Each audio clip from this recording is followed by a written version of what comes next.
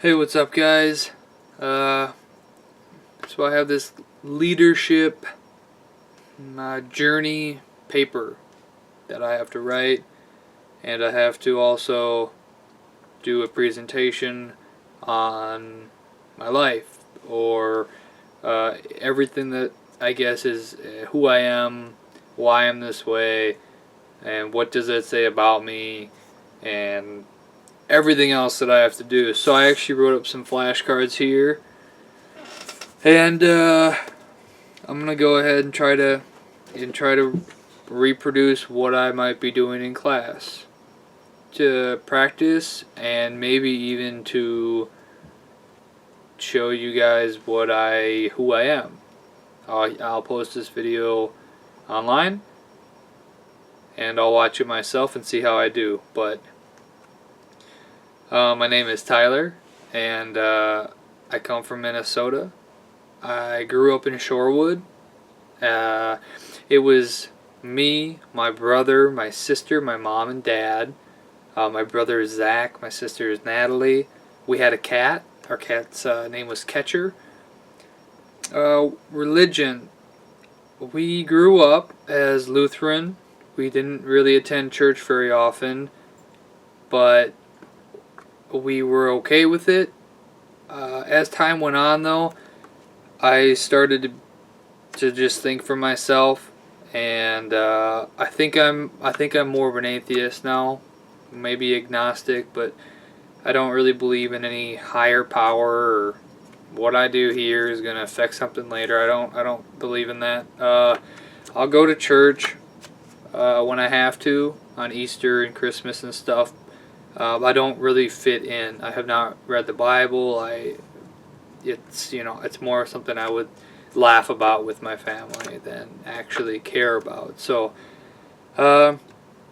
why I go to the University of Minnesota? I go to the University of Minnesota because it is close. It's a good school. My family went there. My brother graduated. My sister graduated. My mom graduated.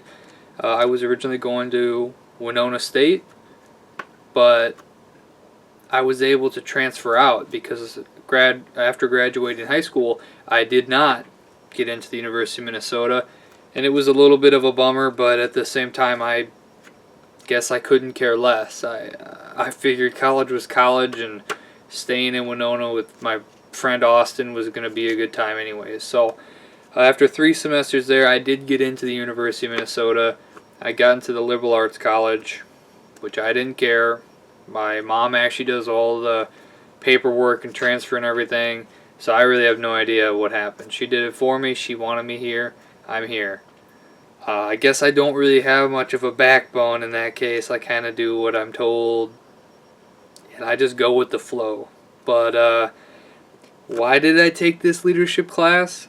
I took this leadership class because I knew that I could do it, because it was kind of it sounded like a challenge, and I was up for the challenge. I'll basically do anything. This was not my first choice for class selection. I was going to do something else, but out of the choices I had, this seemed like a good idea. And like I said, I think it was kind of like, I personally thought that I could do it. I thought it would be an interesting class to go to and just say, like, am I a good leader? Is that something that I can think of myself? But the class is also writing intensive, which I do need to graduate, so I've been taking those. Important role models in my life. This is actually took me a little bit of thought. It took me a little bit of thought to try to think of more than 2, to be honest, because my mom and dad are the 2 role models of my life that I think that sum it up for me. I don't really think I have more than that. My brother and sister kind of shaped who I am, but they were shaped by my parents as well. So, what about what leadership skills did they teach me? But I'll get into that once I start talking about them. So, let's see. My mom, I'll start with. First and foremost, my humor comes from my mom. My sarcasm, my pessimism in certain joking situations. She challenges me in a very unconventional sense. She actually doesn't like ever believe in me. She actually thinks a lot of what I do is stupid. She thinks I'm irresponsible. She thinks that I couldn't get by more than a minute on my own. She thinks that I'm messy. She pretty much thinks like a lot of it is true, in a sense, but not really. I mean, I can do everything on my own. It's just a matter of convenience at this point. You know, why would I do everything on my own right now when I live at home and she can do it? You know, it sounds arrogant, but whatever. I mean, I understand where she's coming from, and it's kind of like, you know, she tells me, you know, don't go to college. You know, you're not smart enough. You're not gonna be able to do this class because you don't, you know, you're not good at this. Like, you're not gonna do this. You know, it's like constantly she's doing that, and that makes me almost want to say like, well, I'm gonna do it anyways now just to show you that I can. And then if I fail, it doesn't matter because she thought I would anyways. So for me, I really have like, there's no like negative anything. You know, it's kind of like if I do it and do good, then she's proud and surprised, and I'm happy. And if I do it and do bad, well, no one cares because it was expected the whole time. So I think I have very low expectations. Maybe not myself. I don't really think I have low expectations of myself. It depends. I think I know if I put effort in that I can do a good job. But I think my family I think my family sets low expectations for me. But more about my mom. She takes on an unbelievable amount of work, and she cares for me a lot. I know that. She signs up for all my classes. I will help. Say, you know, yeah, I'll take that. I won't take that. What times do I like? But she does the work. I mean, she does the paperwork. She makes my schedule before class, you know, before the school year starts to show me when I have my classes and everything. She does my laundry. She does the dishes. She cleans up after me. She just takes care of me and loves me. And that's obvious. So, a lot of respect for her. I know that she has, you know, I'm her kid, and maybe, you know, when I'm an adult, it'll be the same way with me taking care of my kids. But she does an amazing job. Okay. She teaches me to be honest, which I think is definitely very, very true. And she teaches me to be a good person. And these are things that I think she teaches better and better every day. I kind of see the person that she is, and she has her, you know, her faults, and I have mine, but she still is a good person. And as I'll get into later, it's kind of like you can be a good person like in your professional and your work life and everything, and I think that's what counts. But let's see. She wants me to be nothing like my scumbag father. So she says. And then that leads me to my dad. My dad taught me respect. My dad taught me morals. My mom taught me morals as well, but I really idolized my dad for a very long time. He was the big, strong father. He was funny. He's smart. He teaches me to be a hard worker, to have discipline. He really believes in me a lot, and he says that, you know, I should do what I want to do, and he sets high expectations of me. I know I said that my family thinks low of me, but my dad really says, like, you know, I can do it. He really does believe in me, and he's the one who will always, you know, I'll call him on the phone after finals and stuff and let him know I did well, and he's proud. And that's the one thing that he will listen on the phone when I talk about is if I do well. He loves hearing that. So he also pushes me to do well, and he challenges me to do well. The reason that I really try to do well in school, or to do, you know, decent at school, is because I find it hard to tell him that I did bad, because I know he, you know, I know he knows that I could do better, and so it's painful to tell him that. He tells me that I can always be honest and truthful with him, and that's something I confidently, I believe that. and I'm always honest and truthful with him. Uh, for example, he says, if you were gonna drink, or if you're gonna do this, or you're gonna just tell me, so that way, I can give you any advice that I have. I can maybe set up a situation where, you can hang out with me, bring your friends over, and I can supervise, or, anything. He makes it easy to talk to him, because I think that he knows that's the right way to raise a kid. Making sure that there is no dishonesty and lying. Like, I don't need to lie and say that I'm going to a friend's house and really go somewhere else. I can just say what I'm doing and where I'm going, and if I want to go out at 3 in the morning to go to the park and mess around or do whatever, you know what? They'll say, hey, don't do it, but if you're really going to do it, just don't be stupid. And that's why I think a lot of it is left up to me to make those good choices. Like, I don't break the law. I don't try to do anything wrong. I don't try to do anything like that, because I was raised with morals that are just like, why would you do that? So, yeah, I think that that's like a really key feature with me, is just that, like, right and wrong switch is very much hardwired into my system. So, moving on, he taught me traits that make me a great leader. He taught me to respect myself and others, and that is very important. He and my mom are divorced, and they have been since middle school. But anyways, he is now remarried, and he brags about his kids all the time, including me. He does, however, take like 5 trips a year, and he doesn't bring us, which is sad. But he pretty much pays everything. He pays for everything I do, but not recently. He pays everything late if he had the choice. He's not very good with that. He might buy a car instead of paying my tuition on time, but it's his money. He earned it. He doesn't have to just give it all to me right away. He told me he would pay for college, and if I'm working and going to school, he's very proud of me. He's a busy man nowadays, and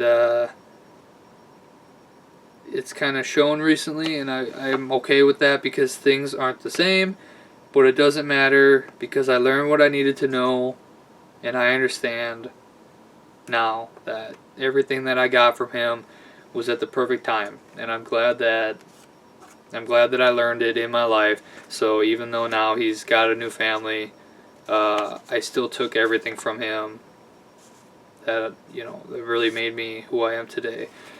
And he's changing, and that's hard, but I have the ability to understand that and everything.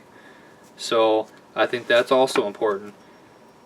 Key moments that have shaped me as a person and who I am. Vacations, well, growing up, were huge. We got to spend time as a family. We got to kind of have a really great time going on vacations and playing volleyball and going snorkeling and swimming and with stingrays and doing all this stuff. Really kind of developed who I am.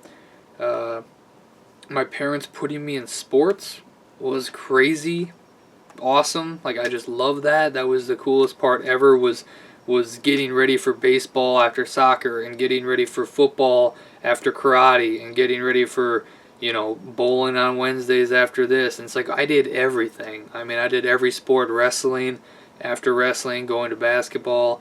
I did every sporting event through my entire childhood. Baseball interfered with this sport, but I did them both anyways. And I did them all the way basically up through high school, keeping basketball and baseball as like my primaries, but playing football in middle school. And sports really shaped who I am. And being the youngest is a forever moment that has shaped me. I think that my brother and sister made fun of me a lot, which is normal, but because of that, I think that now I have a very, very high tolerance for like emotion. Like, I don't let things hit me very hard, and because of that, I think that I'm easy to talk to, and I can be a good friend, because like, people can do whatever, and they can be mad, and they can be this and that, but at the end of the day, like, I'm fully willing to take them back into my life. almost regardless of what they have done, because I think about things really rationally and realistically, and it's like, why would I get rid of my best friend because he messed up or said something that he probably didn't mean? And even if he meant it, it probably has some truth to it. So I think that my parents' divorce in middle school shaped me in a sense, because I learned that it's not all about me, and that them being happy is like the key, and like that's why it happened. Is, you know, it's not like they left so they could make us all sad. It's like they got divorced because my mom would be happier and my dad would be happier, and they couldn't have reinforced that enough. That it's just like, I get it. You know, I'm not going to be torn up about it. I'm not going to say that this is like the biggest event in my life, but like, you know, what happened, and I guess it shaped me in one way or another, whether I fully know how yet or not. But also, I really started to become a realist at this point in time. Started to think of things like ration, like, oh, what's the worst part about my dad living, 10 miles away? It's not that bad. My mom, however, is very pessimistic at times. I already told you that, like, she's the one who'll say, like, I can't do something. And I think that I'm a little bit pessimistic at times, but not in times that count when I'm around other people, especially people that I don't know or I work with or something like that. I try not to be that person, but I really see things for what they are, and because of that, I can relate and harmonize very well. I feel as if honesty creates interesting stories, and I think that's why I talk so much. Because if I am really honest with people, I feel like that almost breaks the ice in and of itself, because other people haven't heard people say the things that I'm about to say. Whether it's, oh, we'll get into it, but I'm going to say some stuff that's probably going to be interesting to hear. But it's the truth. I think it's the truth. Being a leader. I tend to be a leader all the time. I feel like I talk the most. I feel like I walk in the front. I feel like I'll drive if people are driving. I feel like I'll make decisions a lot of the time. When I'm with my friends, I will ask them for their input and everything, but it's kind of like if I really want to do something, I think I'm going to do it. I might ask what they want to do, and I'll be like, okay, yeah, but we're going to go here. I feel like it's not like I control all the time. It's more like I'm up to do whatever. But if I really want to do something, I'll let people know. I think that they respect me, and I think that they kind of idolize like my morals and my standing and kind of who I am and who I show myself to be to them. And I think that it might be easy for them to look up to me, especially when we were younger, and I feel like I might have had all the answers for them because I had older siblings. And yeah, I'll move on to, though, that I am consistent and I hold firm in my beliefs and my morals. I think that being a leader has gone well for me in my life, and I think that's also why I thought this class would be an interesting class to take, considering I think I thought of myself as a good leader. Who am I? Seen and unseen. This is an interesting one. Seen, I think that people know that I'm fairly stubborn. I think that I have my way. I'm not opposed to doing another way as long as I feel that way is better. I'm not very ambitious, but I think I can be. I have a strong passion for a few things in life. I love working out. I love playing games with my friends, computer games or any kind of games, and I love like the challenge of someone telling you, you can't do something and you do it anyways. I guess I like having the option of competing with other people and trying to be better at specific things, but I'm not a very competitive person. I think that that's something that I'm passionate about. I love being around people, and I love going on adventures, whether it's just going out or anything like that, or going on a trip. I love building stuff, especially when I was younger. What I loved more than anything was just going in the garage and trying to build a go-kart or build a little sculpture or carve out of wood or anything like that. I loved using my hands. I feel like I like to show off especially, well, I guess it goes with one of my strengths, which is woo, winning over others, and I feel like that kind of goes hand in hand with that. I tend to avoid people who aren't my close friends, especially if I have the option to avoid them. I don't really get excited or laugh much unless I feel like I'm with my friends and stuff, but also I feel like another reason why I avoid people is who aren't my close friends is because I think they're just like a waste of time. It's harsh, but I have my friends. I have my whole life story shared with them, and I have all this. And why do I need to sit there and take in everything that they are and give them everything that I am, and try to like kindle some random flame? I don't know. I feel like maybe just a waste of my time, so I just don't bother. Unseen things about me that maybe you didn't know. Let's see. I don't really get excited or laugh much. I said that. I tend to speak very honestly in a safe environment. If someone makes me feel comfortable, I just open up. I'll say exactly what I think. Just like earlier, I don't like to talk to people. They're a waste of time. It sounds harsh and sounds, maybe out of the norm to say that, but I tend to speak honestly in a safe environment. I try to win over others, especially when it's on like a first impression. I feel like when I talk to boys or girls, I feel like I'll compete a little bit by trying to be better than them at something, especially when I'm talking to guys. And when talking to girls, I feel like I try to win them over, even though that might not be my intention. I'm definitely not trying to date everyone that I talk to, but I feel like I come across as flirty, which I guess is not very good, but that's who I am.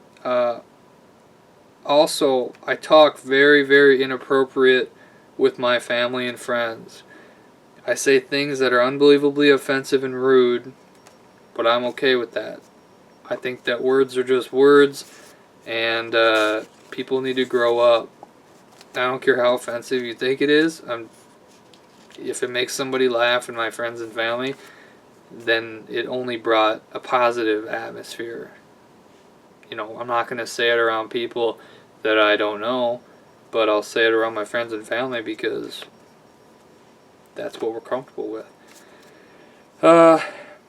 This is also something that you might not know, but I will be the nicest person in the world to you and help you out in any way when I have to. But in reality, I probably will not be talking to you. I probably wouldn't want to be talking to you, I guess.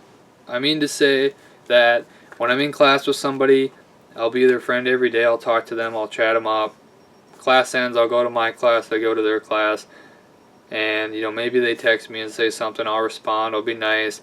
I probably won't hang out with them outside of class or with this or that. And when class ends, I probably won't keep up with them. Like we were friends because it was easy. But in reality, probably not best friends. Even if I led the person on. I guess I'm kind of a dick. But I said I guess I'm probably a phony, maybe, actually, is better. But I'm okay with that. I am who I am. Communication, relator, harmony, strategic, and winning over others are my 5 strengths that I got. And I can see that a lot of these come out in me, some more than others. I feel like relator and harmony they come out especially in my professional or school or working life. I know that in school you have to be very conscious of what you say in front of other people, and same with your professional life, and same in your working life, especially at jobs and stuff. You watch what you say, and I think that I do a good job of that. Summarize myself as a leader.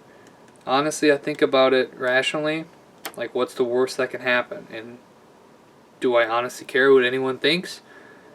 And that's why I do leading so well, is because I'm up for the challenge, and I go in and I think I get better and better the more comfortable that I get in the situation, and that also is like a key a key part of it, because I think that with my mentality, that what's the worst that can happen? You start off trying to do everything by the book and try to really do a good job. And then once you start to understand everyone's personalities and whatnot, I open up and I really start to be myself. And if people like that and people can relate with that, things just get better and better. So, stories that people tell that are and aren't true. I'm not sure how many stories I have or know what people tell about me, but I know that in high school people thought I was probably a druggie, or, you know, hung out with that wrong crowd. They definitely didn't think I was a gamer. The truth is, I don't smoke. I've never smoked marijuana. I don't do drugs. I've never smoked a cigarette. I just don't do anything like that. I also have, like, just strong beliefs. Like, I will never cheat on my girlfriend under any circumstance. Even though I think I'm probably kind of a flirt, but for me it's just talk like that. I just talk that way, so I come off like that, which probably isn't good, but that's who I am. I guess I tend to act emotionless in front of my friends, but maybe in reality I do care and love my friends and family and girlfriend very much. Even though in person, you know, I'm not getting all cuddly and woozy with them, and no woozy, but you know, I think you guys know what I mean. It's I might not show it that often, but it's true, and they can count on me and hopefully depend on me for anything. Something else, I don't take offense or get frustrated very easily, because I don't really have that kind of emotional passion to really have a firm belief in anything. I feel like I don't really believe in anything that strongly. So I don't do politics. I don't do anything like that, because I don't care. I don't know. So I'm always there for the people that I care about, and I think that they know that. I show up early to everything because that's what my mom taught me to do.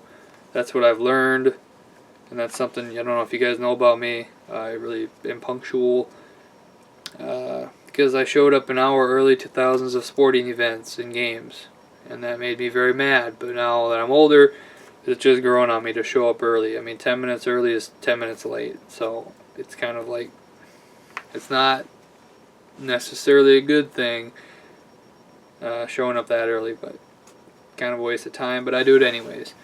I feel that I'm a good person with good morals, and I would like to say that I strive not to be rude to anyone or to offend anyone. In all the areas that count, I think that I have a very good foundation and upbringing, and I do not have a lot of vulnerabilities, but I think at times I feel like I care about my appearance, and I feel like I care about how I present myself. And so that was really all I could think of for vulnerabilities. I think that holy Jesus. Oh man. That was it. I basically summed that up right there. That was not good though. It's like a, wow. That was supposed to be a 7-minute presentation, and it's been like 25 minutes. So it's a good thing that this is the YouTube version of it, because I really, really, really overdid it. Huh. Wow. Alright guys, I don't even know if I'll post this one. This one's super long. I think I'll do another one to sum it up. Alright, thanks for tuning in. Deuces.